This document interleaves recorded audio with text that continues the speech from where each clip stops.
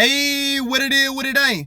This your boy Lil Duwatt, and you are now tuned in to the Mercenary podcast. Yeah, welcome back. Good morning. Today is Tuesday, and yes, I am doing your Monday Night Raw review on a Tuesday, July 14th, 2026. And I'm not gonna lie, I normally probably would have did my review last night, but I ain't gonna lie, I was a little tired. I ain't gonna feel like doing it. I was like, I watched Raw. I watched Raw actually kind of late last night, so I didn't get the chance to give y'all my Monday Night Raw review last night. But I was like, you know what? I'm gonna get up first thing in the morning, and I'm gonna go ahead and put out this review, bro, because it's a few things that we got to talk about, and it's a few things I got to get off my chest as far as going into Saturday night's main event, and it's going into SummerSlam. But before we get into it, we got to start this podcast off by giving thanks to our sponsor, my sponsor, your sponsor, God. Because without him, none of this would be possible. I wouldn't be here, you wouldn't be here, and we wouldn't be talking about the things we talking about, doing the things we doing, saying the stuff we saying, etc. So shout out to the big God. Without him, none of this would be possible. Yeah, shout out to God and everything we do. So with that being said, let's get into it. Raw was okay. I'm not gonna lie. It's as usual. Even though I didn't get to see this live, I'm actually kind of grateful, and I didn't see this live, because the amount of ads I had to skip through, me having to sit there and watch this. Like, normally when I do watch Raw live, I have to kind of double tap and go to something else on my phone, because it just be, I ain't gonna lie, bro. You'll sit through and watch about 8 commercials on the joint. I ain't got time for all that, bro. It's like, man, I ain't got the attention span for it, man. I slick think I got ADHD. I'll be honest with you. I ain't gonna lie to you. I ain't got time for all that. But I kind of like it, because you get to skim through and you get to go through the show a lot faster, and you get to actually, get the meat and potatoes of it, because you'll get lost sometime with all the ads if you watch it live. But we start Raw with Brock Lesnar and Paul Heyman coming out.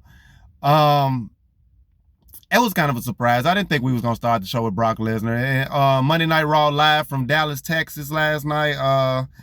Shout out to Dallas. Shout out to Big X the Plug. Shout out to everybody shout out to my Dallas Cowboys, and shout out to everything that is Dallas, Texas. I am from Memphis, Tennessee, but I got a lot of love for Dallas, Texas. Monday Night Raw live from Dallas, Texas last night. They start off with Brock Lesnar and Paul Heyman. They come to the ring. At WWE in these t-shirts, bro, I ain't gonna lie, they gotta print me a shirt. The way they be printing shirts fast, man. Like, if you say you come up with a slogan, you got a shirt by the end of the night type shit, the way they come up with these shirts. But Brock Lesnar comes out looking, it seems like every time you see Brock Lesnar, I don't know how, he looks bigger and bigger every time. Like, does this man lift weights every day? Like, literally, like every morning, like every night? Like, this man, every time you see him, he just looks bigger. Like, dude is just the alpha male of our species, for real. But he gotta get hit. He gotta talk shit, get hit shirt. And I'm just like, well, okay, WWE, I gotta get one of them shirts. I ain't gonna lie. I fuck with that. The fact that he just said that a couple weeks ago in a promo, and I don't know if it was just some shit that Brock Lesnar just said off the top of the head, or if it was just more of I doubt that WWE wrote some shit down like that. I think Brock say whatever we want to say for the most part, and they just said, yeah, print it, we're getting it done. Hey, so shout out to that team. I gotta get me a shirt made. Give me a Mercenary music shirt for that. But with that being said, Brock comes out. He's with Paul Heyman as usual. Paul Heyman basically telling the crowd, and then Paul Heyman, as he comes into the ring, and this card kind of confused me. He brings what it looks like to be police officers behind him, and I was just like, oh, don't tell me. My first instinct is, oh, don't tell me Brock Lesnar for to use police officers for over Femi. Please don't tell me that's what's gonna happen. But we get into it.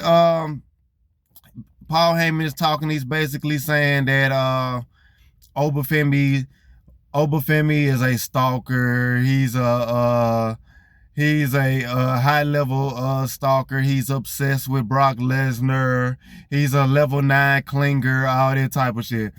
And basically saying that Paul Heyman that Obafemi is obsessed with Brock Lesnar, and that he's trying to Obafemi's trying to he's calling Obafemi. Excuse me, y'all. I got morning brain fog at this moment, and it's just not hitting me.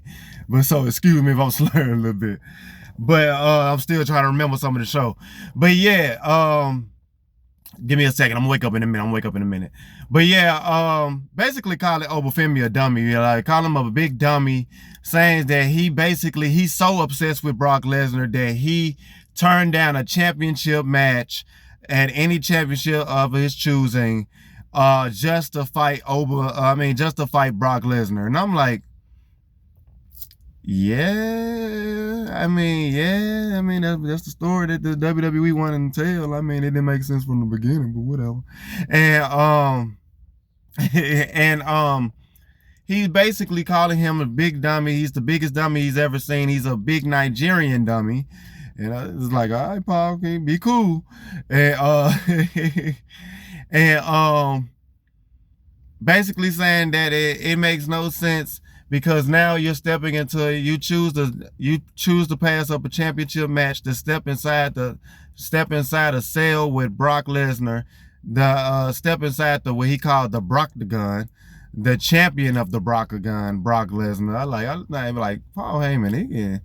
He the dude to hype you up. he the dude to hype you up. And basically calling Obafemi an idiot for passing down a championship opportunity, because now the problem is that this is where he gets to the point about he calls them the Dallas police officers, and they look like a Dallas security team squad to me. They ain't even look like no police officer. The dude in the front, in the middle, looked like he was my height, and I'm like 5'7".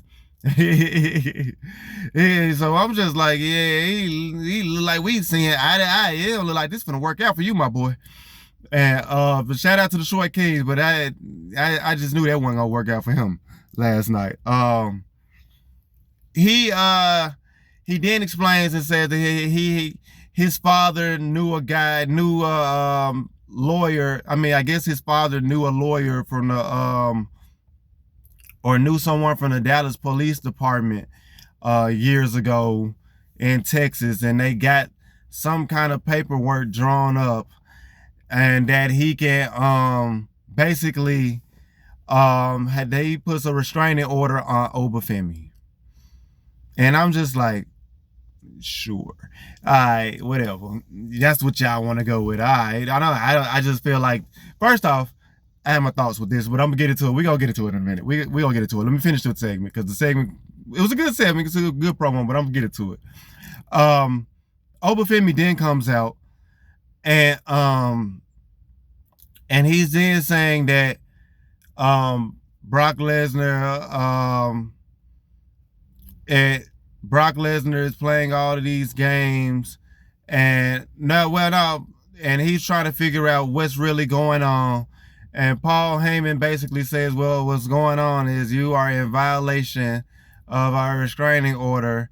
And that he basically, before this, he tells that he got a restraining order, not for Obafemi, but for Brock Lesnar, because Brock Lesnar is obsessed with Obafemi. He is basically everything that he described about Oba is about Brock is about him, and that is a bad thing for Obafemi, and that's why he got the restraining order, not for so much for Obafemi, but for Brock Lesnar. And now, and then Obafemi comes out and he asks, what is all of this? What is the part? Basically, what we all want to know, what we doing here, bro?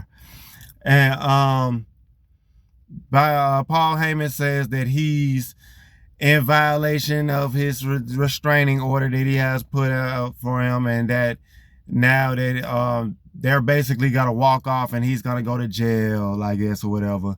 And this the part, this to wrap this all up, this is all I really wanted to see. Because when I first seen the dude that looked my height, I was like, yeah, they finna get their ass whooped. And they did. Starting with the dude that looked like he was my height, bald head dude on the very short. He gets picked up and he gets thrown out of the ring, like thrown out of the ring, landed right in the guy. He had a vest on because he landed straight on his back and every side, everything. Like he threw that mine literally like 5 feet away. Like I was like, yeah, I knew that wasn't gonna work out. That wasn't gonna work out. It's 6'6", 300 versus look like 5'7", 5'8", 180, 160, 170. Yeah, my boy, you getting through across the ring. He got through out of the ring. The other two guys got clothesline. One guy got clothesline. Another guy got two other guys got choke slam, and then one guy got through into the rest of the police officers that was outside. And I'm just like, yeah, that's what I came to see, because this shit was stupid. And then he then says he then grabs the microphone and tells Paul Heyman to Brock Lesnar, what is this? You used to be feared around here. You used to be respected. Now you're playing. You're running from fights. You're doing low blows, right? And you're pulling stunts like this to run away from a fight, but you can't run away from the ruler. You can't run away from the destroyer. You can't run away from the bringer of war, and you cannot run away from Oba Femi. And Brock is on the ramp, he's kind of tilting his cowboy hat, did that about 50 times and just smiling. And I'm just like, what? He's like, why are you just smiling at this? And then that was the end of that. Okay. I think I like the promo. Oh, and by the way, Oba did say to Paul Heyman, before I go for any further, that he addressed what Paul Heyman was saying by calling him a dummy, by saying that Paul Heyman, how dare you say that they called me a dummy when you know that if I would have went for it, he would have just cost me the match anyway. Okay, true. But then everybody would have just been like, why you just didn't do this from the get-go? So it like, you know what I'm saying? It's still like, yeah, it's true. But then everybody would have still been like, even if you gave Oba Femi a championship match and then Brock Lesnar would have came out, and we would have been pissed off, because it would have been like, why you just didn't do this from the get-go? You know what I'm saying? So that still doesn't justify Oba Femi winning the King of the Ring over Seth Rollins, but hey, whatever.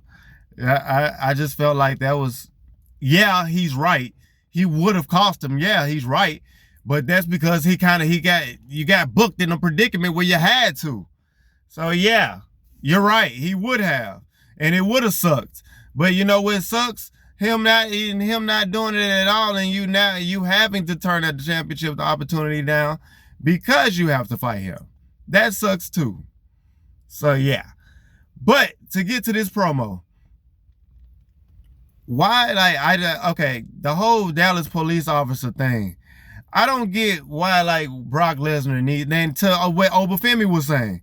Why do you need why are you playing all of this game? Why can't you just man up and fight this man like a man? Like, you're like Brock Lesnar, it was on site before WrestleMania. Then you get your ass whooped after WrestleMania, and now you coming like how Marvel had booked the Hulk when he was going against Thanos. You get your ass whooping when you go against Thanos. Now you don't want to man up to Thanos and shit. You got to cheat and shit to win matches and shit. You got to beat Oba Femi at Clash of Italy. I hated that match. I hated that match so bad because for one end, I didn't feel like they needed to have it. And two, it was just like, bro, you have to attack him from behind while he was taking his chain off, and then basically you send him through a buzzsaw to beat him. Like, come on, man, it pissed me off. But we get to this point, like now you go through all of that from on site to doing low blows and having the police, having a police, having a task force or whatever. They look like the Dallas security force to me, out to protect a 6'3", 290-pound beast of a man in Brock Lesnar. Like, I didn't like that. I didn't like that. I didn't like that. I didn't like it. And even with Paul Heyman's explanation of it, I still didn't like it. I would have rather that they just had Oba and Brock just come out and say, Oba, you bring your ass out here. And that, or if he wanted, actually, I would have rather that you could have had Brock Lesnar talk shit, and then Oba come out and he fight Brock, and they can go one-on-one, and then you just have a huge pull-apart brawl. Now, in WWE, y'all the kings of having pull-apart brawls, but this was a time where I felt like you could have had a pull-apart brawl, but y'all wanted to try to explain the terrible booking decision of having him not go after the championship and winning King of the Ring just to give him an accolade, which you could have just gave it to Seth Rollins, but whatever. That's neither here or there. Why do you need a security team for Brock Lesnar in the first place? It's just like, I didn't get that. And then, if you're Obafemi, I would say, yeah, it's kind of stupid to turn down a championship shot, but like you said, he was just gonna cost me anyway. So it's like he didn't, like, it's damn if you do, damn if you don't. So to Oba's point, well, he right. So, but that's what I'm saying. But it's stupid. It was stupid anyway from the get-go. And I'm not trying to be overly hard or overly critical. I'm just being honest. It's like, if it don't make sense, I'm gonna say it don't make sense. Even if you can tell truths which stuff still don't make sense. You know what I'm saying? And WWE been trying to slick it off with it. But yeah. And then so they go through it. Then another thing I didn't like about this segment before we move on, I don't like how they, like, Oba's basically calling Brock, he basically saying you're a coward. He basically saying you ain't a man. He basically calling you a bitch. Like, you just, like, you doing low blows, don't nobody fear you no more. You running away from fights. Like, you, like, and I don't understand, you hearing that you just, Brock Lesnar just, it's just like, what is that? Why are you just doing, like, why are you just smiling and just tilting your hat? Like, I guess that's his version of playing mind games, I guess. But I didn't get that. I didn't understand that. I didn't get that. Like, I don't get that at all. But hey, whatever. I'm ready. I'm still gonna watch the match. I really want Oba to, I hope this, because it's in the Hell in a Cell, I hope this is a 20-minute grudge blood feud, and Oba can finally end this and just move on to what we know his destiny is, and that is the World Heavyweight Championship and Roman Reigns. And we're going to see how they keep dragging this out. I don't know how many more dates Brock Lesnar has left. A lot of people think that Brock is going to retire at SummerSlam. I'm not sure. Excuse me, I had a little cough. I'm not sure if he would. If he does, he's gonna retire in his home state, hometown, I guess, of Minneapolis, Minnesota, the place where he basically grew up, the place where he went to college and at the University of Minnesota and became an NCAA heavyweight champion. Like, if he does retire there, I would not be mad at it, and I would not be surprised. But I think the consensus is that's where he's retiring. I think John Cena basically alluded to that last year. It was saying that Brock was going to retire, and that that's why that they had the match that they had last year, that he was likely going to retire soon, and it was going to be like SummerSlam. So, but if that is the case, And it is a Hell in a Cell. And they're having this in a Hell in a Cell. I want to see at least a 20-minute grudge feud between them, like chaos. Dude, Brock need to go through a table or something, man. Like, I just want to see weapons. I want to see a lot. I want to see a lot in that little 20 minutes because these are two huge dudes. And then at the end of this, I want to see Obafemi put Brock Lesnar down for the final time. And I want him to put his foot on Brock Lesnar's chest, and I want him to do his little silhouette. I ain't gonna lie, that shit hard, boy. That's hard. That's aura. A lot of people say that. You can say what you want. You can say people ain't got aura. You can say he got aura. He got it. I ain't gonna lie, that's aura. You can say what you want. That's aura. I want to see him do that and have his foot on Brock Lesnar's chest, and we just gonna get this over with. Let's get this over with. Let's wrap this shit up. Let's wrap it up. And let's go get with, what everybody really want to see. Let's get to the meat and potatoes of the shit. But it was a good promo. It was a good segment. Like I said, a couple things I don't think they really needed to have it as a police, force for Brock Lesnar. I would have rather that Oba just came out and him and Brock just had a straight up, fight one-on-one. And then it been like Brock has been doing these cheating tactics and stuff anyway. I would have, but I don't know. I just would have rather see Oba get his get back on Brock one time before WrestleMania. I would have loved to see Oba and Brock go one-on-one, and then Oba just hit Brock with a fall from grace one time, and just kind of get a little get back. We got a couple of weeks away from weeks away from SummerSlam, like 3 weeks away. Brock can still get his get back in that time. It don't mean that like that's what I'm saying. Like, I get the promo, but I just didn't feel like they needed to have a promo. You could have read that. That should have been a time where you build up. This is supposed to be a blood feud. Instead of them having a promo where they talking, Oba need to come out and be on site. This man just hit me in the nuts a couple times. Like, you gotta, you know what I'm saying? Like, he doing all this tech. Like, I'm finna, as soon as he come out to the ring, like as soon as Paul Heyman started talking and he grabbed the microphone, that's when I should have heard, whoo. Real talk. That's when I should have heard. That's when for me, if I was booking that segment, that's what I would have did.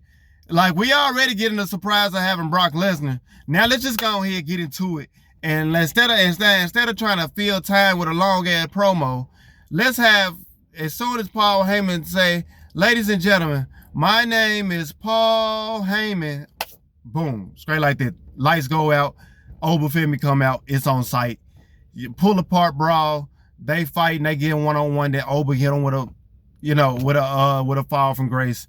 Then we move on to whenever Brock comes back. If Brock gets his get back, then, and we just take it from there. And you take it from there. That's what what kind of feud this should be. I don't want to hear no more talking from these folks. I don't want to see Brock Lesnar constantly running. I want to see these folks fight.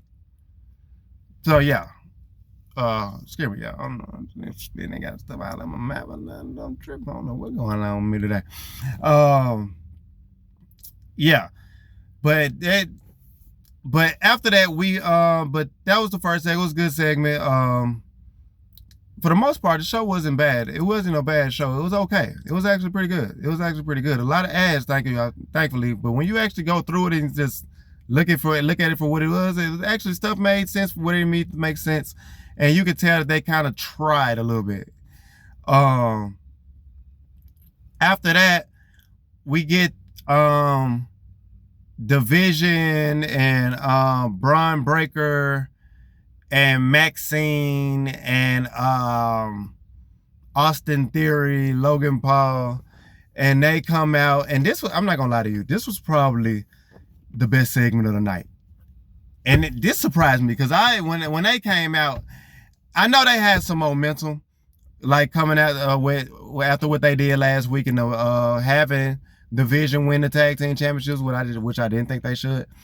But the way that they did it, I still think that I thought they were gonna flop on this, but they didn't. This actually was the best segment of the night to me. Even better than the main event segment. We had the division come out. They introduced Maxine. Austin Theory and Maxine are officially dating, or whatever. You got Braun Breaker and Austin Theory as tag team champions. Logan Paul is out. He's hurt. Still got the brace on. But I do like that they still keep having Logan Paul come out and still be a microphone. Like Logan Paul should. I feel like he should show his face, even if he is hurt. Logan Paul should be out there showing his face because the division kind of needs Logan Paul at this point, more so than Austin Theory. And then Maxine, even to a point, is a little bit kind of overshadowing Austin Theory because she's making Austin Theory look like $1 million right now. But yeah, they have a promo, and I can Logan Paul is talking. He said something, and it's like when Austin Theory starts talking. I ain't gonna lie, bro. I like Austin Theory is I believe he a Leo. He a Leo brother like me. But when he is on the microphone, like you cannot tell that he is a Leo. Sometimes I don't even remember. I don't even be remembering some of his promos and stuff like that, and certain stuff that he be saying. And it's just like, man, from what I take away from this segment is that they get to talking. Maxine starts to talk, and she starts to, as she begins to try to talk, she is getting booed immensely because that's who everybody really only even cares about anyway. Not really Austin Theory. Logan Paul was getting booed, but Austin Theory just kind of was getting booed. They were getting booed. I'm gonna be honest. They were getting booed. They were getting booed. It wasn't really it was the reason I would say let me say my standards were low for this promo, but it was for this segment, but it actually excelled because like before Maxine could get to talking and she's getting booed out of the building. That's good for Maxine, by the way. She needs that type of heat that she got last night. She needed that. That's good. That's good character development, good character work for her. This story got a lot of potential. Division got more interesting because of Maxine and this story that she has with Austin Theory and that they going together and stuff. Austin Theory needs Maxine more than Maxine needs Austin Theory, believe that or not. That's wild. They have this segment. They basically, as she gets to talking and the crowd is just booing, the whole Dallas is just booing like crazy. We get the Alpha Academy, the team that she had basically abandoned. You saw them last week. They teased it last week after that when they pulled off last week and they were celebrating the championship win. You seen Tozawa and you seen Otis looking sad, trying to figure out what was going on. And you kind of knew that that's where I feel like they had a lot of momentum, but I wasn't sure if they were going to capitalize on it the way they did, but they did. And they had Alpha Academy come out. Alpha Academy didn't even come out with any music. They just came out looking sad, looking pissed, looking upset, and trying to talk to Maxine. And this kind of irritated me a little bit with Maxine because Maxine looking all trying to, I guess she was trying to play like she was innocent, like she was like, and they was coming out, they was like, and Tozawa basically says that he's asking Maxine that he asked Maxine, can they talk? They walk to the ring. Maxine tells the Vision that she wants to talk to them. She tells the Vision to get out of the ring so she could talk to them, and she's acting all, I guess, sad or whatever. I don't know. That it was kind of irritating to me a little bit that she was doing it because I was like, why are you just not just standing on that shit? Just stand on that shit. You chose to do what you do. Why are you acting all, sad and like, I love you guys and all this shit and all that? Like, I didn't understand that part. I didn't get that. But Tozawa basically, but he's like, this isn't you, Maxine. He's no good for you. And she was like, but you don't know him. He's not like, Maxine's like, you don't know him. He's not as bad as you think, guys. She was like, I don't mean to do this to you or whatever. And I was just like, why are you saying this stuff, Maxine? Like, stand on that shit. And I was just so confused with Maxine this whole time.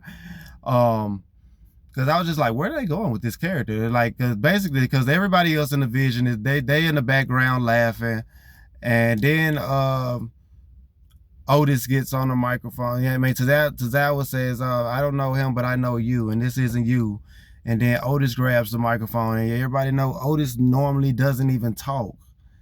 Otis doesn't even talk. So when Otis talks, the crowd gets hyped because we don't really hear Otis talk. Otis is a man of very few words. And when I say very few, I mean very few words. We actually get to hear Otis cut a promo. And people got a standing ovation just hearing him talk. Like, so shout out to Otis. And it was actually good to hear Otis talk for a change and cut a promo. He's talking and he's saying that basically repeating the same thing that Tozawa said and saying like, Maxine, I've known you for a long time and I might not know him. He said, but I know, he said, that dude is no good for you. I might not know him, but I know you.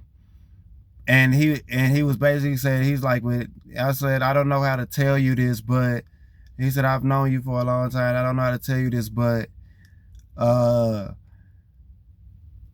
guess he was trying to like basically, you know, doing this all shucks. You know how Otis is. You cannot boo Otis for nothing. You can't boo him. And at this stage, you can't boo him for nothing. He and Otis and EO Sky are like unbooable right now. They just like, you just can't. You just like, you feel bad for them anytime something happens to them. And he was basically, I guess he was trying to explain to Maxine that he had feelings for her, but he didn't know how to get it out. And before he could finish what he was trying to say,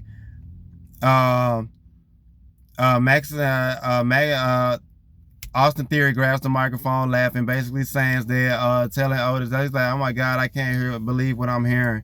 Are you about to, nobody said, don't tell me you're about to say what I think you're about to say.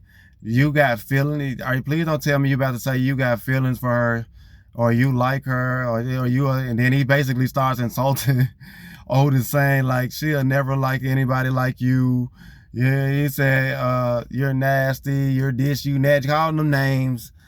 And he's like, oh, by the way, did I mention that he's fat? And that part I did kind of like about Austin Theory, but it was just like, other than that, Austin Theory is kind of bland sometimes. But he gets into that. He basically so Otis basically, he was getting mad. Otis basically attacks Austin Theory. Maxine is in a corner just looking shocked for some reason. I'm just like, why are you looking shocked? I'm like, you chose to go. Like, I'm just, this whole time I'm just so confused with Maxine. So we but it gets better, believe it or not. And so Otis is basically going again, beating everybody down. He beating Austin Theory down. Braun Breaker gets into the ring. He's beating him down, and then he ends up basically he's going on a rampage. He's beating both of them down, and I'm like, okay, Otis. And before he's about to do like, I guess, a little splash in the corner to Austin Theory, Maxine jumps in the middle. She gets in between. Otis and Otis and Austin Theory. And she's saying, she was like, and she grabs the microphone. She said, I didn't know. I'm so sorry. I didn't know. She said, if you would have told me this sooner. And I'm just like, and the whole time I'm just like, Maxine, you better do some heel shit. Cause this better not be, I don't want to see you being, I hope this ain't where they going with this character. She need to stand on the shit that she did. And as she's saying this, she's turning Otis around away from Austin Theory, and she has her hands on his face, and I'm like, oh boy. And she going in like she finna kiss Otis, and right before she goes in for the kiss, Austin Theory hits Otis with a low blow, and he falls to his knees, and Maxine is I wish they would have got a better camera angle on her face. So, well, Maxine is then now smiling and she's laughing, and I'm like, okay, there we go. That's what I was looking for. That's why I was like, she's now like, that was like, don't do this whole innocent, trying to act innocent and shit. Just stand on that shit. And Austin Theory hits him with a low blow. He then begins beating up Otis. He then begins beating up Otis.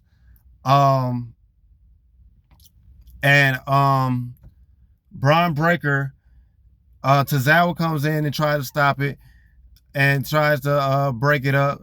And he ends up getting speared by a huge spear by Braun Breaker. And they basically standing over the Alpha Academy. Austin Theory picks Otis up one more time, and he telling him, basically saying, you will never be with a woman like her. You're still calling them names. You don't deserve her. Deserve this. You know, good heel work for him.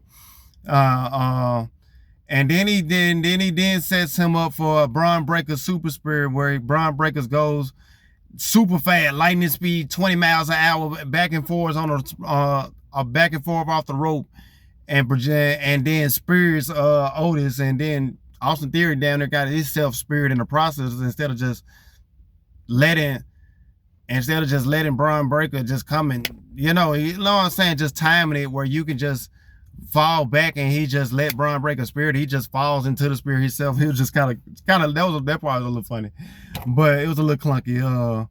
But they walk away on top. Austin Theory and Maxine all hugged up. Logan Paul and Braun Breaker got the championships. Logan Paul gives Braun Breaker and Austin Theory the championships. They hold up the championships, and they look. This was a good segment for the division. This is probably the best the division looked all year. No lie, this is probably the best division looked all year. Not gonna lie. But it was a good segment. I like it for the division. It was a good segment. I like it for Maxine. I like to see where this goes for Maxine. I hope this puts Maxine back in the Intercontinental, the Women's Intercontinental Championship picture. I hope that, I still want Braun Breaker to get away from this whole vision thing. I hope that they lose. I hope that this sets up, because it sets up a pretty good story for the Alpha Academy to take the tag team championships away. But I hope that they do that, and they take the tag team championships away at SummerSlam. And then Braun Breaker just snaps, and he just spears Austin Theory, and you just leave Austin Theory, Austin Theory, Logan Paul, and Maxine, and it just be 3 members of the division until Bronson Reed comes back, if Bronson Reed wants to join the division, and you just keep it like that. I don't feel like, I hope that's what happened at SummerSlam. I hope that's what I would do. That's how I would book it. To me, it just makes sense. That's the story you're telling.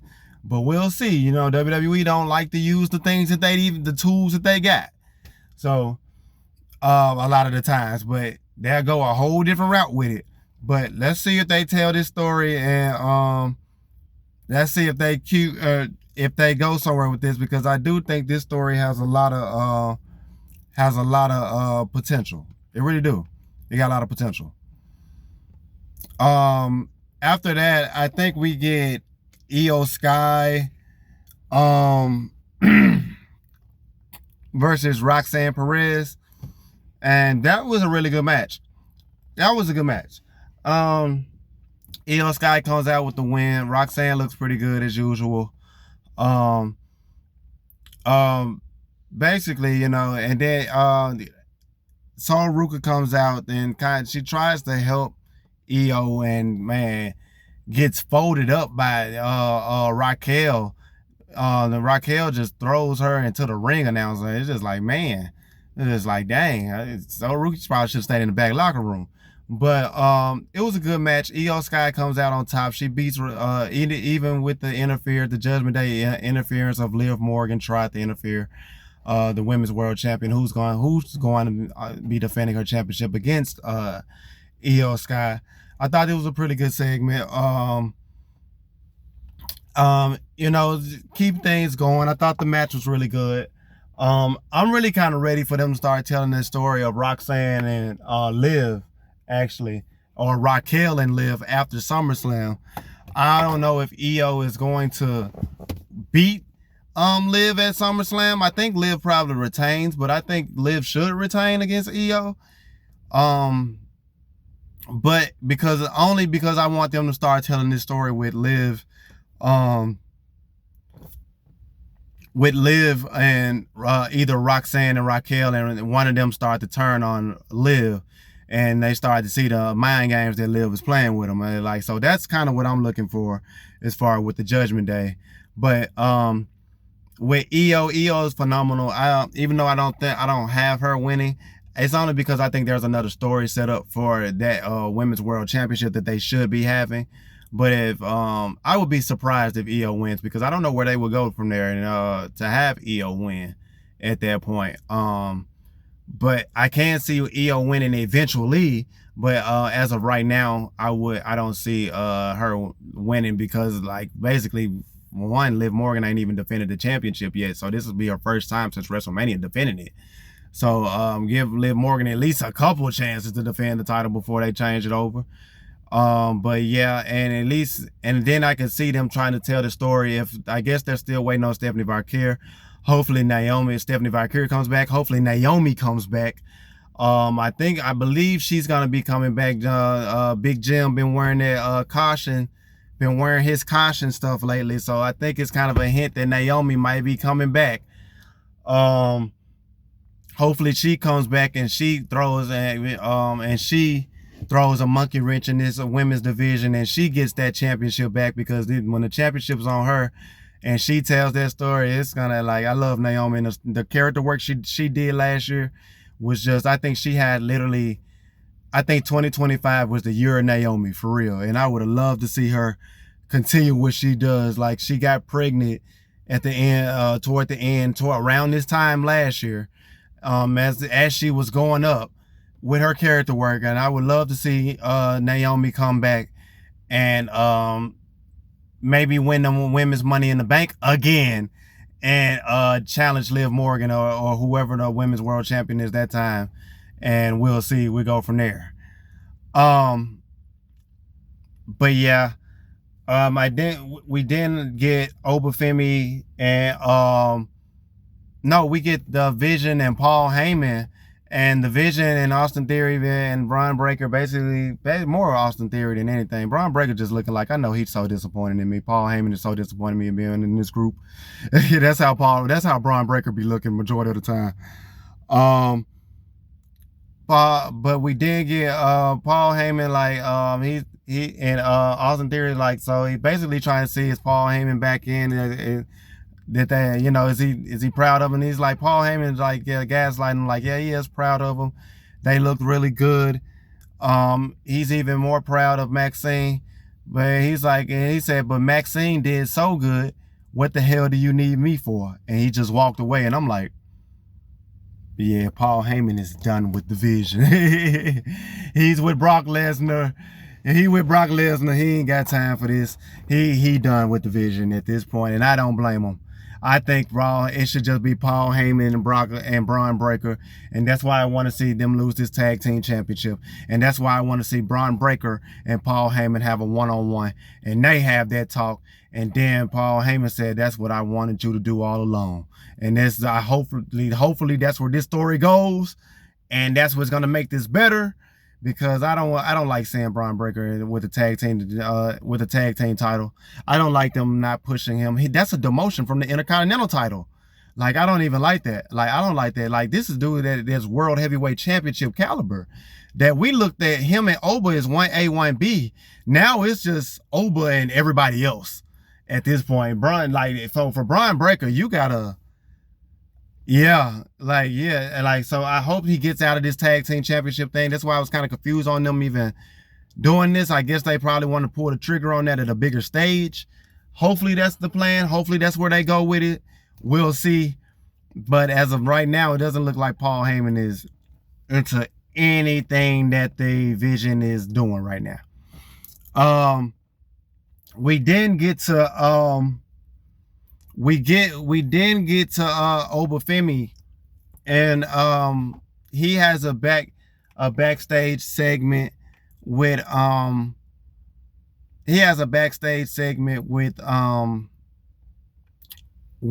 Pearce. Adam Pearce basically says, look, I know, he gets off the phone. I'd be wondering who Adam Pearce be talking to on the phone. He said, if you need me to do that, I will do that. I'd be like, who? Well, they never did tell that story of who does Adam Pearce be talking on the, who does he talk to on the phone? Is it Triple H? Like, who is he talking to? Is it Ari Emanuel? Like, who is he talking to on the phone? Is it the final boss? Like, who is he talking to? LA Knight think it's Roman Reigns. Who is he talking to? So but yeah, he gets off the phone, and then he said, you're probably wondering about you're probably wondering about the Dallas police thing, the police officer thing, because like I told you earlier, Obafemi threw all of these police officers over the ring and just basically destroyed these guys. And you would think like Obafemi finna go to jail, right? And according to Adam Pearce, he says it was all fake. It was just, none of it was real. Everything, it was just all mind games from Paul Heyman and Brock Lesnar to try to get into his head. And I was just like, what was the purpose? Like I said, it was just, so that's what it was. It was mind games. How is this mind games? It's just stupid. You're just looking like a coward. Like, you're looking like a coward. And Obafemi says all of these games are gonna end at Hell in a Cell, and he is going to destroy Brock Lesnar once and for all. And I kind of hope that he does. It's not that I'm a Brock Lesnar hater. I just do not like this version of Brock Lesnar, kind of looking like, I guess he's trying to be like come off like he a piece of shit, I guess. But it's just making him look like a coward. Like, it just make him look like he the type of dude that run away from fights and laugh about it. Like, that's weird. Like, that's not Brock Lesnar. He shouldn't be that kind of guy.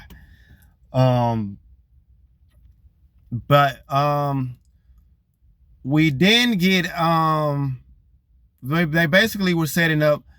I think we get a Big Cass. If you guys don't know, Big Cass was reported probably about a month ago that there was rumors that about a month ago that Big Cass, Enzo Amore and Big Cass could be coming back to WWE, and that's pretty much was confirmed by the dirt sheets these days. Because I read this month, like weeks ago, that Big Cass and Enzo were coming back. That Enzo Amore was training at the performance center, and that Big Cass was with WWE representatives that he could be making a return. And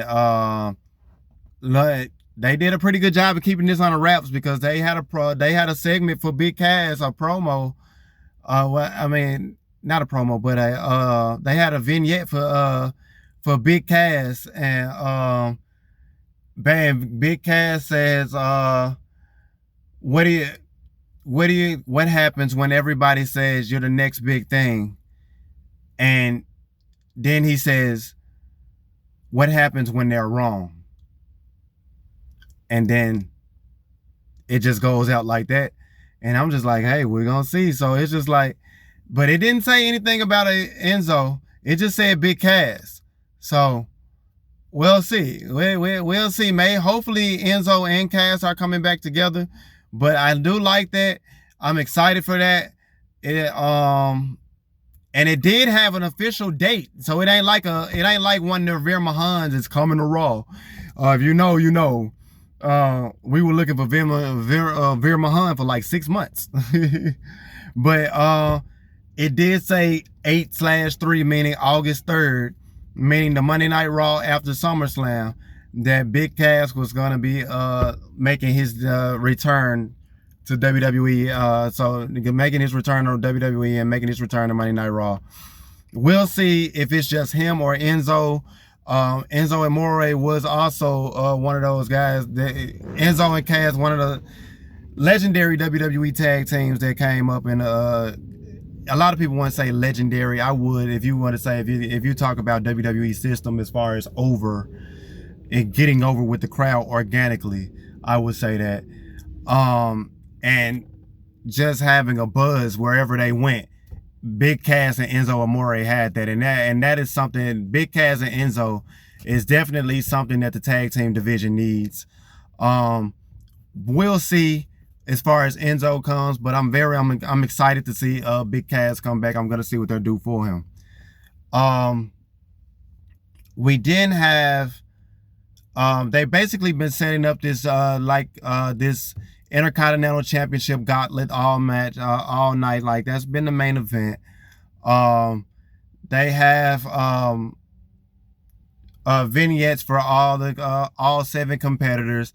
Chad Gable, Javon Evans, Dragon Lee, Rusev, Ethan Page, and Dominic Mysterio, and Joe Hendry. And basically all 7 guys making their claims throughout the night to why they're gonna go on to become the Intercontinental Champion. And I ain't gonna lie to you, it was a really entertaining gauntlet match. It really was. It was a really entertaining gauntlet match. Javon Evans is the MVP of that gauntlet match. He's gonna be a future Intercontinental Champion. For real, for real. I could see him having world champion potential someday. I can see him still look like it. I kind of like the fact that he's been coming out with the grill in his mouth, but I don't like it because he's kind of a baby face. But if he would have been like a heel with the grill in his mouth, and he started develop like that edge to him, and I think he's trying to develop that edge right now. And I think that's why he kind of been having the grill, and I just think he looks good with the grill in his mouth. Like, I know cap, I like the image he had, the blue and the black. Like, it look like for his character, it suit him. Like, they should put that on the t-shirt. Like, that's hard. That's hard.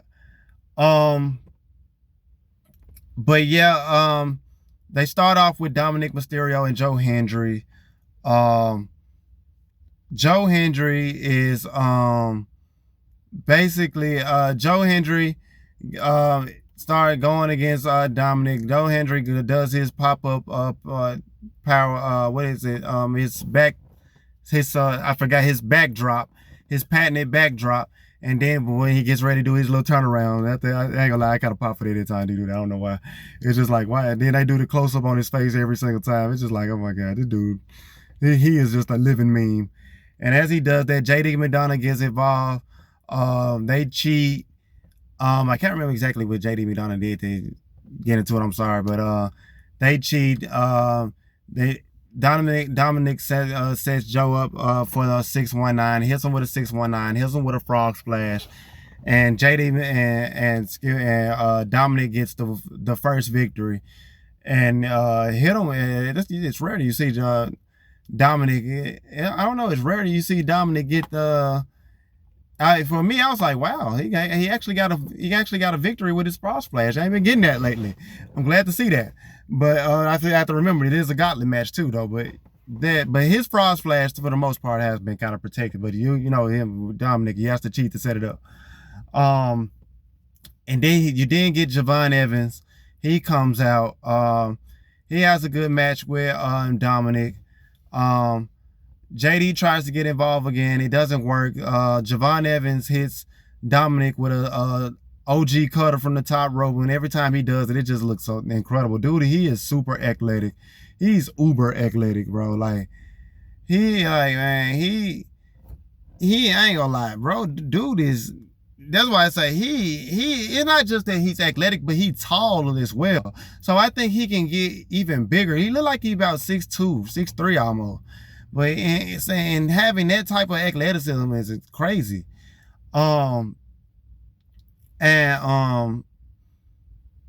He overshot, like he jumped from a person, like, but we'll get there. He basically, after he hits the OG cutter and he beats Dominic, is now Dragon Lee comes out against against Javon, and then Javon, they have a really good match. They having a good back and forth. It's a high flying match. It gets very physical. That's what I like about Javon's game that people don't, that they underestimate. He is a high flyer, but he is trying to show that he is capable of getting physical. Javon is a brawler. That's why I feel like he has a lot of potential. He's not just a high flyer. He can brawl. He can hit you with some big shots, and he knows how to use that size as well, that height advantage that he usually has to go with it. He hits him with a big shot. He sets Dragon Lee up over on a barricade. He runs around the ring and he gets a starting point and he jumps and he overshoots the barricade on top of Dragon Lee, over Dragon Lee. Dragon Lee tries to save him a little bit, but he couldn't save him all the way because he down there overshot him over to the front row. I'm like, this kid is unbelievable. Like, he's like, what, 21, 22 years old? Like, he just got, I'm just so impressed with Javon Evans. Every time I see him in the ring, like, he is incredible. He got future world champion written all over him, and he got imminent intercontinental champion, multiple time intercontinental champion written all over him right now.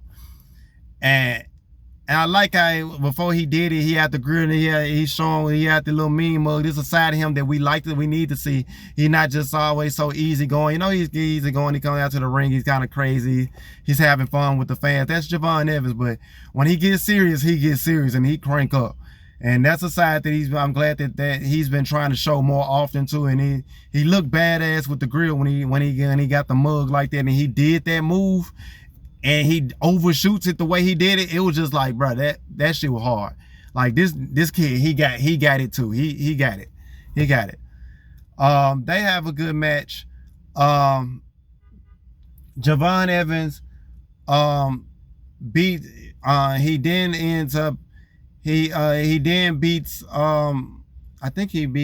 he beat Dragon Lee with a roll up and gets the 1, 2, 3, and he's moving on. And Dragon Lee's disappointed. He can't believe it. They end up shaking hands. Dragon Lee, and then Rusev music hits, and Dragon Lee is kind of, he remembers that, Rusev kind of attacked him last week, so they kind of on guard for Rusev. They waiting on Rusev to come out of the ring, and Javon Evans, after they shake hands, Dragon Lee telling Javon to get Rusev, but Rusev got Javon, and he attacks Javon and throws Javon into Dragon Lee and sends Dragon Lee out of the ring. And he was basically beating Javon from that point forward throughout the match. Javon got in some shots. Javon got offense in. Javon, that's why I said Javon was the MVP of this gauntlet match, bro. Javon was just incredible in all 3 matches that he was in. And even in this match when he was fighting back, you just felt like he had a chance to win. And but Rusev then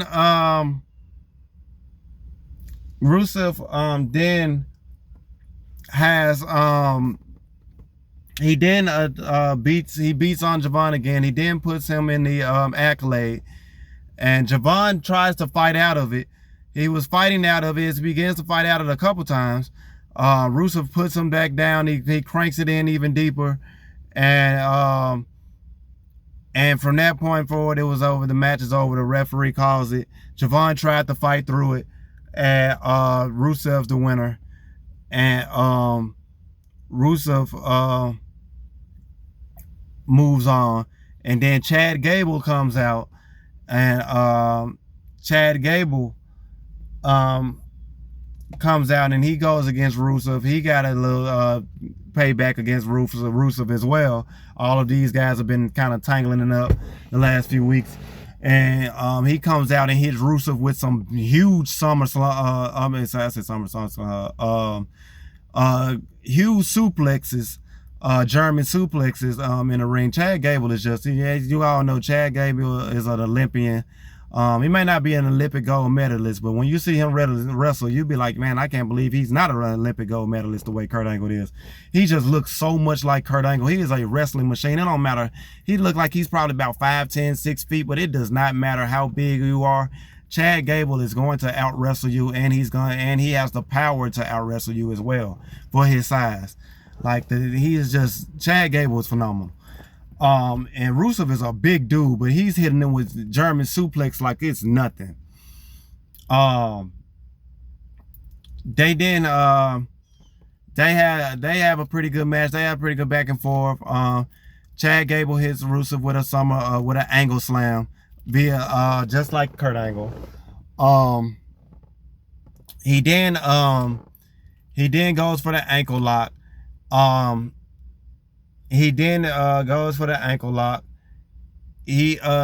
Rusev gets out of it. They're fighting. They back and forth, and I think he hit him with the ankle lock again, and I believe he got Rusev the tap with the ankle lock. Sorry, I can't remember exactly that match finish right there, but I believe he got him the tap with the ankle lock, and Chad Gable, or it could have been a roll. I don't think it was another roll up. Was it another roll up? It could have been another roll up. If it was another roll up, I hope it wasn't another roll up because you just already did that in the same match. But I believe it was but I believe he hit him with he had the ankle lock and Rusev tap. But then Rusev gets up, but it could have been because Rusev attacked Chad Gable after this match and puts him in the accolade, which has me to believe that it could have been an ankle lock because I don't think he was selling like his ankle was hurting if you attack him. So I believe it was a roll up, and Chad Gable pinned Rusev. It was a roll up, and he pins Rusev. Rusev attacks. Can't believe it. He attacks Chad Gable, and he then puts him in the accolade, which sets up for the last opponent, Ethan Page, the guy that's been Rusev's tag team partner, also the same guy I believe that's just using Rusev just so he can get to the Intercontinental Championship because he knows Rusev wants the Intercontinental Championship, and he's trying to use Rusev to maul the rest of the competition over so he can stab him in the back. That's just what I feel like. That's just the kind of guy Ethan Page is. That's just like, well, whatever. That's his tag team partner. He comes out. He's smiling and laughing because Rusev has Chad Gable in the accolade, and he's really doing the damage for his tag team partner. He's like, if I can't get it done, I'm gonna let my partner get it done. And they're having a good game. So Ethan Page comes out. He's immediately aggressive. He goes for the pin. Chad Gable kicks out. He can't believe it. They're having a good match. This was a really good match. Like Chad Gable had a really good match in this match. He looked really well. The crowd was into it. The crowd was into Chad Gable. They were rooting for Chad Gable to win. And Chad Gable puts Ethan Page in an ankle lock.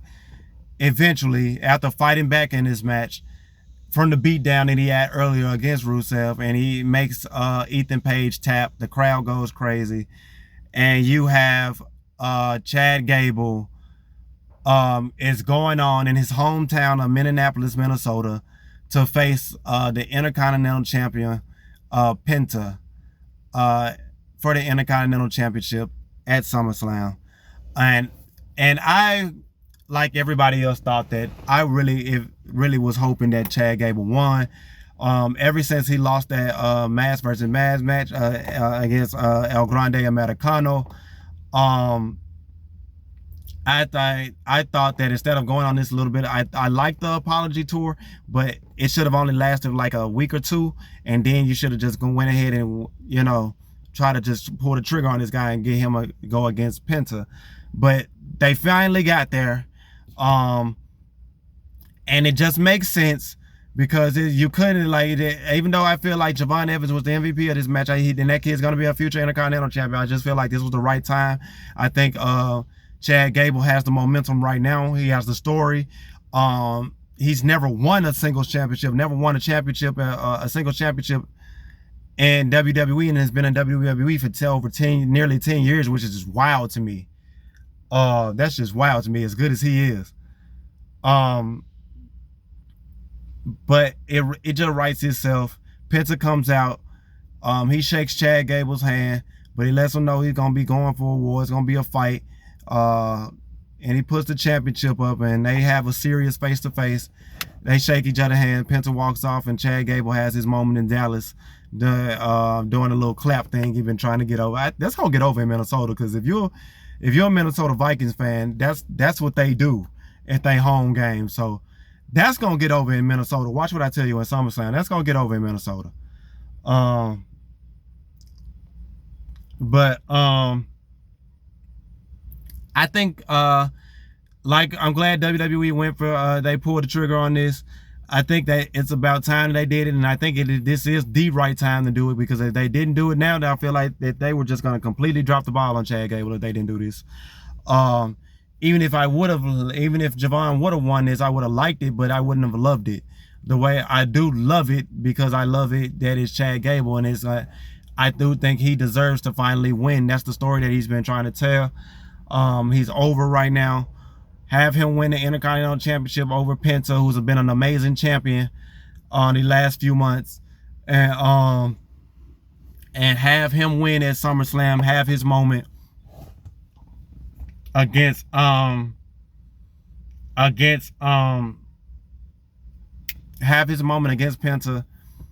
and win the Intercontinental Championship. And then hopefully, but if depending on how they tell these stories, if Bron Breakker and Austin Theory lose their tag team championships, I would love to see Bron Breakker beat the hell out of Austin Theory, leave the division, and then if Chad Gable does win the Intercontinental Championship, I would love to see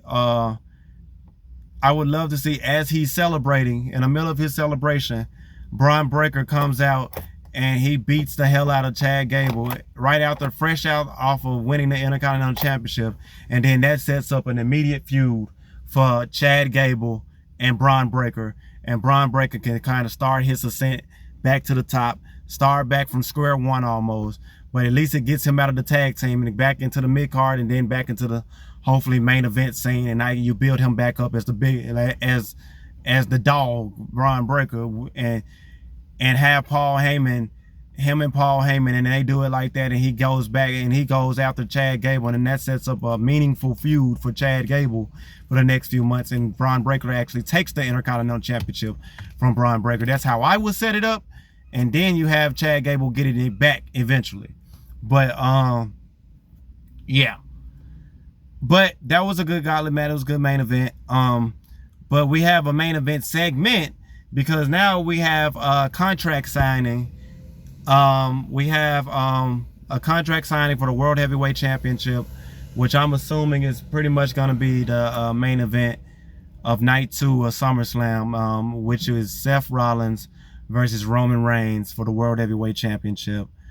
And this was a good, Seth Rollins came out, Roman came out first, comes out. I don't know why it's funny as hell to me when Roman just come out in. I don't know why he don't never have his championship with him. He just come out and he had his own basically assistant just hand him the championship, which is like, whatever. I just think this shit funny. Just like, why you just don't keep your belt with you? You just keep it at work and you go home. You just like, all right. But he comes out. Seth Rollins comes out. And they have a pretty good promo. They have a pretty good back and forth. Roman Reigns, they do the signatures. Seth Rollins is about to walk off, and he says, "I thank you. This is all I need." At SummerSlam, I'm gonna finally tell the people that you are not able, finish and tell the story that you're not gonna be able to beat me, and that's all I need. Thank you. And he was just gonna walk off, and Roman Reigns was like looking at him like, "I know you ain't just going. I know that ain't it. I know you ain't just gonna walk off after everything you said last week about Roman Reigns," and basically he said how you bored everybody to sleep last week with everything you said. And he was like, and Roman Reigns goes on to say, and then he says, say you do beat me, what happens next? You get the championship and get hurt again? And then Seth gets gets irritated by that, and he's like, if you got something to say, just say it. Say it. Go ahead, say it. And Roman just kind of poked him on his peck, like, your little shoulder go pop, it's gonna go pop again. I'm just like, Roman petty as hell. Roman got OG troll vibe. Like, he OG troll for real. He cocky as hell, but he funny as hell too. But And Roman says, all right, I'm gonna just say what everybody thinking. Somebody said the WWE gave you everything. They gave you all my stuff, and the minute you get it, you can't handle the weight of being a number one, and you get hurt like you always do. And I was just like, it's kind of lately, that's kind of the truth, not gonna lie. That's kind of been the truth with Seth. Well, I've been feeling like Seth's career, like I said about a year and a half ago, I feel like I don't know if Seth's gonna make it in the next couple years because the way his body was getting hurt. The same with AJ Styles, and AJ Styles ended up retiring this year. And I was just kind of like, Seth is kind of on that trajectory. And Seth kind of alluded to it a couple weeks ago when he challenged Roman Reigns to that, because they might not get too many more chances at that. But Roman basically saying, that the minute that WWE gives you everything, you can't handle the weight of it. As soon as you get all my stuff, you get hurt. Like, some people just can't handle the weight of being a number one. And I'm just like, yeah, it's like, yeah. And yada yada. So they have a back and forth. And he says, and Roman says, basically, you won't always be number two. That's just how it's gonna be. I'm always gonna be number one, and you just need to acknowledge that, bitch. And just like, and left it at there. And I was just like, whew. I was just like, yeah, okay then, yeah, okay, that's what I wanted to hear. I want to see that. And then Seth pissed and Seth irritated, saying, yeah, okay, keep doubting me, keep calling me number two, and I'm gonna prove everybody why I'm not number two, and why once and for all you never been able to beat me, and why I'm not, while I would never want to beat you, why I am a visionary, why I am a revolutionary, why I am Seth freaking Rollins. And the crowd goes on saying his name and stuff with him. Like, I thought it was cool. And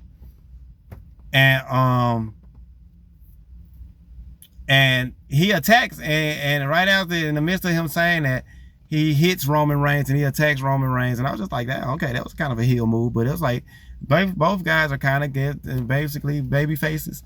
And so it was kind of good to see some violence from these guys. Like, this is supposed to be a blood rivalry, just like Oba and Brock's supposed to be a blood rivalry. This is supposed to be a blood rivalry. Y'all got like 14 years of, of momentum for this. This is supposed to be a blood feud. And so I was happy to see them. They get into it. Roman hits Seth with a Superman punch. He tries to put Seth through the table. He tried to powerbomb him to put him through the table. Seth hits Roman with on the top of the head with a microphone. Nobody saw it. I thought that was smart. Guess why they call Seth the architect. He's always a step ahead. He's like Gunther, a ring general. And Seth has been the real ring general for the majority of his career with his IQ. Gunther, not so much lately. But he hits him in the head with the microphone. He then hits him with a pedigree, and then he hits him with a stomp. And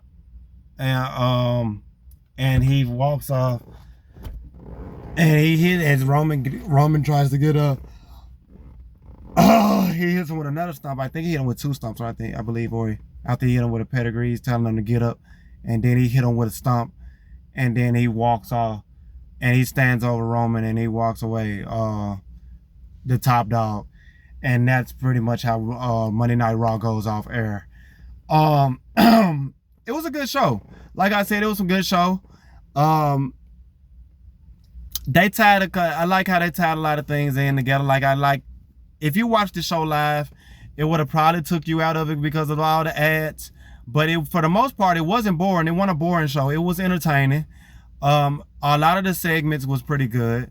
Oh yeah, I forgot to mention that Danhausen came and cost Dominic Mysterio the match against Javon Evans as well. So they set up that OG Coder, and that basically telling this story of Danhausen and JD McDonough is now having a no disqualification match going into Saturday night's main event next Saturday, which is like like the WWE is just milking this Danhausen and the Knicks thing, and the Knicks won the championship a whole month ago now, and they just milking this.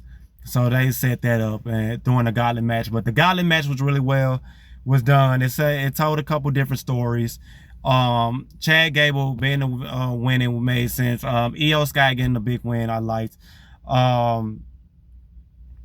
Oh yeah, I forgot, I skipped over, I apologize. I skipped over a segment with Bailey and Lyra Valkyria attacking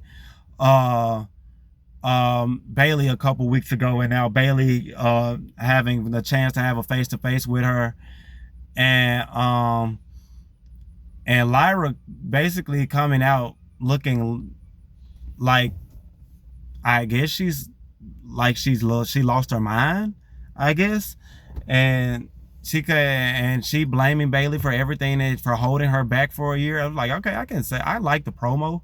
I just don't get the character that she's trying to portray. Like, is she like she's supposed to be unhinged? I guess she had this dirty sweater and everything, but Bailey challenges Lyra at SummerSlam. I thought this low-key could have been a Saturday night main event match, and then Lyra could have cheated and went and beat Bailey, and then starts beating Bailey with a chair, and then that could have set up a SummerSlam match. I didn't feel like this needed us to be a SummerSlam match right now, but whatever. Oh, and I missed, but they're gonna have that match at SummerSlam, but we'll see where they go from there. Hopefully Lyra can tell a good story, and they can put either one of these women in the Women's Intercontinental Championship race. And I also forgot, because like I said, I'm sorry, y'all, I skipped over so much of the show. We had another segment. Jimmy and Royce Keys had a match on Raw, because Royce Keys apparently still has smoke with Jimmy for what happened on Friday Night SmackDown. They had a match. But towards the middle, at the end of this match, or the middle of this match, I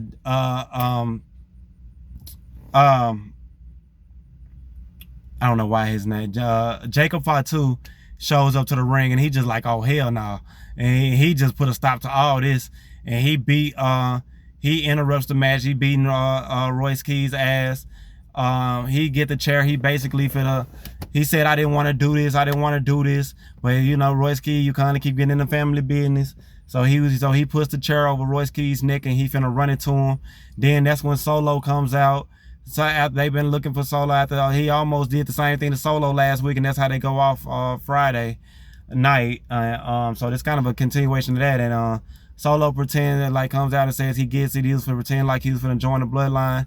And they stand in the middle of the ring, and they put the ones up, and I was looking kind of confused, because I'm like, why this gonna be that easy? I'm like, nah, Solo, it ain't that easy. And as they putting the ones up, Solo starts making this face. He starts smiling like, ha ha ha, like Solo just funny as hell. And I say, uh-oh, here it comes. And he hits Jimmy Uso with a spike, and Jacob starts beating Solo ass right after that. Like, you motherfucker. Start beating his ass after that. And then LA Knight comes out. He evens up the odds with a chair, and he tells Jacob and Jimmy that he's sick of this, and he wants to put this bloodline stuff to the match, and he's proposing a match that he doesn't have to do this alone. He realizes now that he maybe not have to do this alone. And he was thinking about, he says maybe he should get Royce Keys. And he says, yeah, I'm thinking about, yeah. And he says that over and over again. He said, I'm thinking about even Solo Sikoa, because he couldn't trust Solo either. But he says, and I'm thinking us three, you get, and he said, yeah, you get unfortunate event. Like, call him main event Jey Uso, who wasn't on Raw last night. Main event Jey Uso. He said, calls him unfortunate event Jey Uso.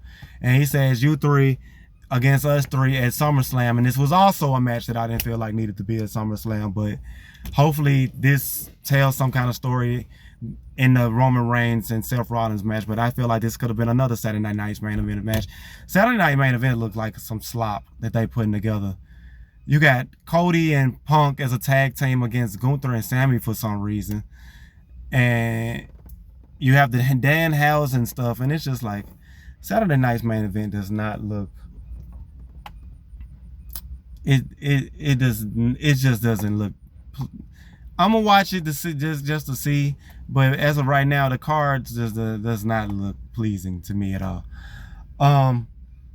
But that's pretty much. But that was the Monday Night Raw review. I thought it was a pretty good show. I thought most of the segments were entertaining. Some stuff I had questions. My biggest questions kind of with the Lyra Valkyria and her character work. The Brock Lesnar and the police thing I didn't like. I didn't think like they needed that, but for the most part, the segments did they were entertaining, and they did get to they made the most of each segment, and I liked the matches and stuff and everything too. So for the most part, it was a pretty good show. It was entertaining. It wasn't a boring show by any means, and the promos were really good tonight. It was just certain stuff here and there that I probably would have tweaked here and there. I would have had, instead of having Oba and Brock have this back and forth, I just would have had them have a fight, and then they just do that, kind of like what they did with Roman and Seth. I would have just had that happen, and just just kind of had that and just set that up better. But other than that, I don't really have too many other complaints about the show. It was okay. It was pretty good. I like it better when I'm able to skip through all those ads, because I saw a couple different times where the ads said like 8. Like, I'm like, oh my gosh, at a time, like 8 ads at a time, which is crazy. Every 5 to 6 minutes, like, it's crazy. But it was a pretty good show. We'll see where it goes next Monday. We're headed towards Saturday night's main event, and then eventually SummerSlam. We'll see what happens on SmackDown with Punk and Cody. But before I left, but I did like the show. We'll see where it goes. I'll give it my match prediction in the my SummerSlam match prediction in a coming weeks, and we'll see how they keep building. But it was a pretty good show. I enjoyed it. Like I said, I'll make certain tweaks here and there, but it wasn't bad for the most part. And we're officially on the road to SummerSlam, and even though some matches that they setting up for SummerSlam don't need to be on SummerSlam, but I guess WWE just trying to, set stuff up for it now, because it's like, the SummerSlam is 3 weeks away, and you got main event in between, and so you don't want to keep having to book everything in a short amount of time. So whatever, you don't need to keep having Saturday night's main event if you're gonna do stuff like that then. But whatever. It was a good show though. I'm gonna keep saying it. It was a pretty good show. I liked it. It was cool. But I'm gonna end. But before I end this show, I gotta end this show and start. I started in my show the same way every single time. I gotta end this show by giving thanks to my sponsor, your sponsor, our sponsor, God. Because without him, none of this would be possible. I wouldn't be here. You wouldn't be here, and we wouldn't be doing the things that we're doing, talking about the things we talking about, and whatever, doing everything in life without him. So shout out to the big God and sponsoring this podcast and sponsoring everything we do in life. If you're new to this channel, give me a like, subscribe, and subscribe at the link below. Leave a comment. Tell me what you like and what you don't like. Tell me what you like. If you want to give me some constructive criticism on things I could do better, I'm always down to listen to constructive criticism. I am not one of them type of dudes that don't care about what you're talking about, even though I don't, for the most part, I don't be caring about what people talk about. But I do like making good content, and I do make good content for the people, for people like us, for people like me who are fans of wrestling, sports, and etc., boxing or whatever, so there's always things that you can always improve on, and I am a huge fan on improving and getting better every day. So yeah, comment, let me know your thoughts on the show. If you're a wrestling fan, let me know what your thoughts on the show, what you would have done better, what you like and what you don't like in the show, and we'll chop it up about it on the next episode on the next channel, and I'll respond to y'all comments.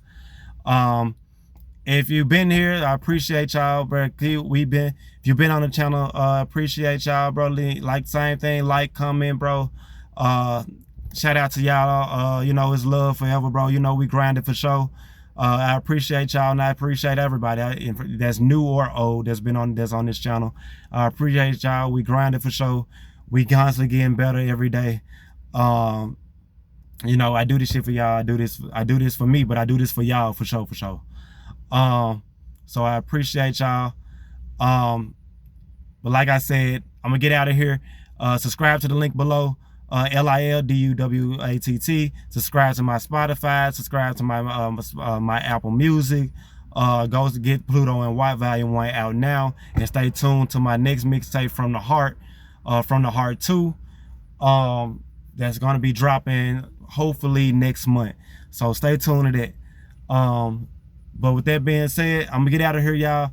I'm gonna get up with y'all. Love y'all. Peace.